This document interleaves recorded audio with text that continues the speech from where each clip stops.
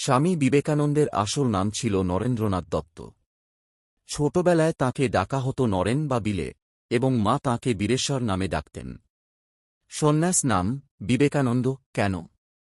1886-87 সালে শ্রীরামকৃষ্ণ পরমহংসের দেহত্যাগের পর নরেন্দ্রনাথ ও তাঁর গুরুভ্রাতারা বরানগর মঠে সন্ন্যাস গ্রহণ করেন এবং নতুন নাম নেন। তবে বিবেকানন্দ নামটি স্থায়ীভাবে গ্রহণ করা হয় 1893 সালে শিকাগো বিশ্বধর্ম মহাসম্মেলনে যাওয়ার ঠিক আগে। এই নামটি দেন রাজপুতানার খেতড়ির রাজা অজিত সিং। তিনি নরেন্দ্রনাথের শিষ্য ও অনুগত বন্ধু ছিলেন। বিবেকানন্দ নামের অর্থ বিবেক, বিচারবুদ্ধি, সঠিক ভুলের জ্ঞান, বিচক্ষণতা।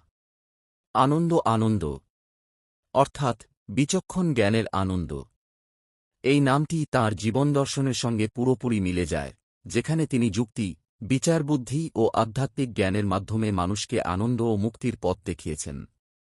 সুতরাং সংক্ষেপে বলতে গেলে, বিবেকানন্দ নামটি খেতড়ির রাজা দিয়েছিলেন যাতে তাঁর পাশ্চাত্য যাত্রার সময় একটি সুন্দর, অর্থবহ ও স্মরণীয় নাম থাকে, এবং এই নামই পরবর্তীকালে বিশ্বব্যাপী তাঁর পরিচয় হয়ে ওঠে। আমার শতকোটি প্রণাম তাঁর চরণে। 12ই জানুয়ারি তার জন্মদিনে তাকে স্যালুট।